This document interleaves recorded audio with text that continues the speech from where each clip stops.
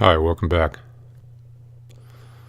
In this segment, we're going to do another exercise in the reconstruction of an argument. This is reconstruction number 2.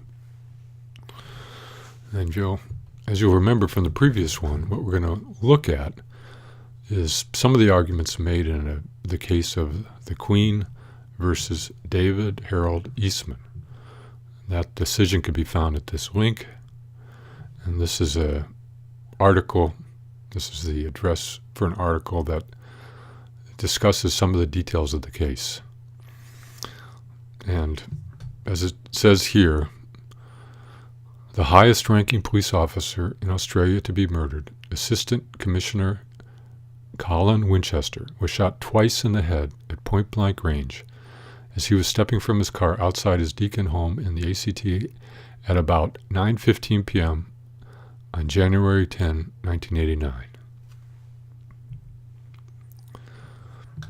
So here again, we're looking at the reasons that were listed in Andrew Palmer's fine book, Proof: How to Analyze Evidence in Preparation for Trial. And now we had worked on these two reasons that were argued that supported this contention.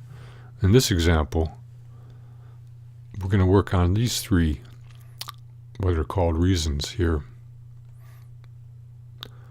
that support this contention. And the contention, the conclusion, was that Eastman was the man who purchased the Clarenbeck rifle on or about 31 December 1989.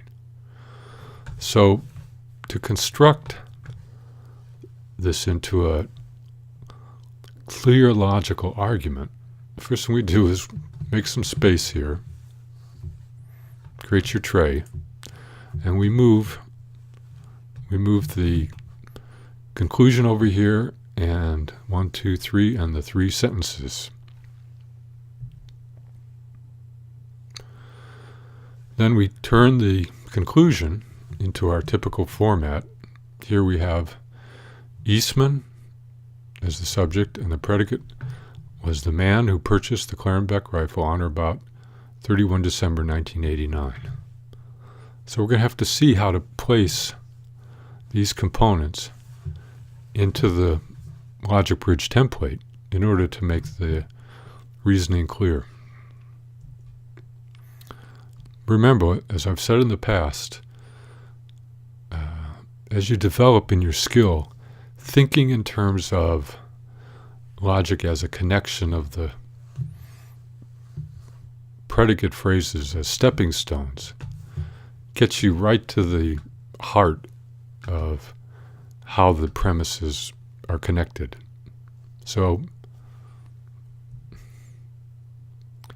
our next step is we put the subject, remember, we put the subject of the conclusion at the start of all the premises, and we put the predicate phrase of the conclusion as the predicate phrase of the last premise.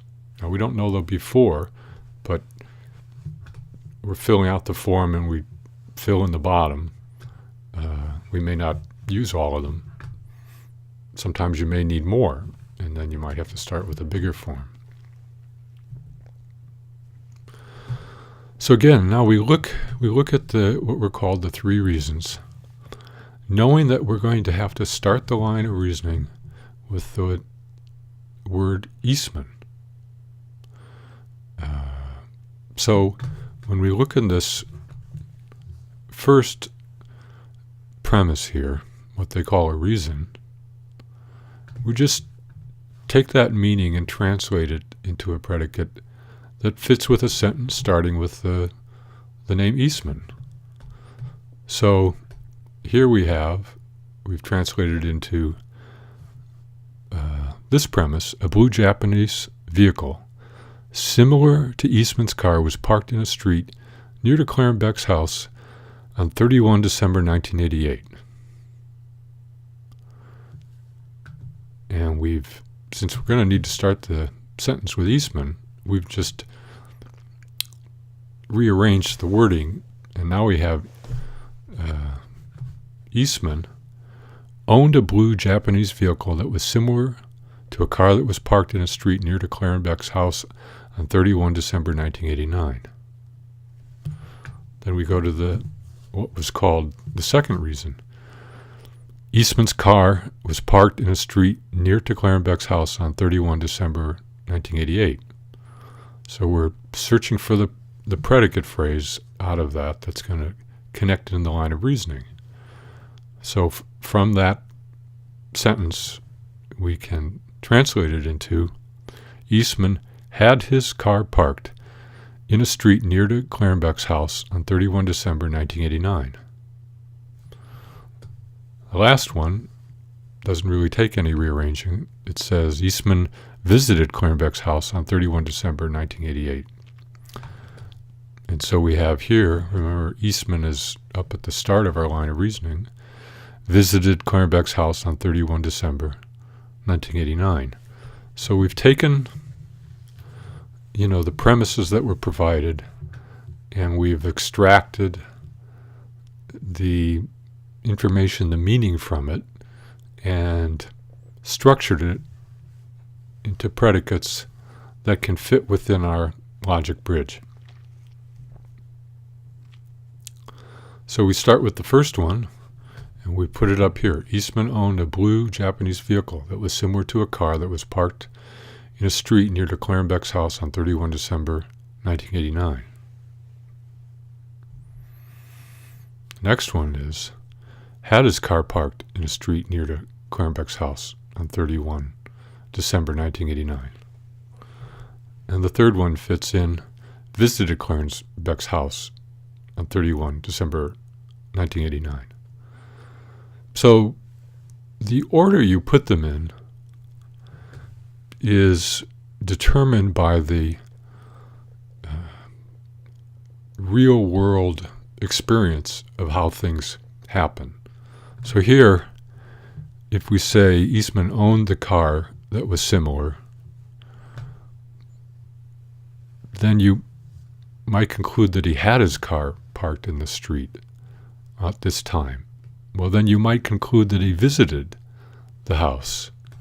And here, what seems to be a stretch for me, that he was the man who purchased the rifle.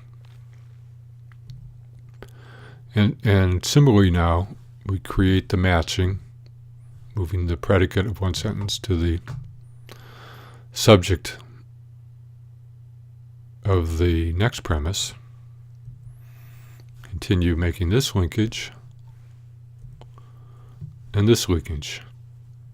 And so we've translated what was reconstructed, what was the line of reasoning here into a logic bridge format in which we have 1, 2, 3, 4 premises in which the logic is clearly evident that leads to this conclusion.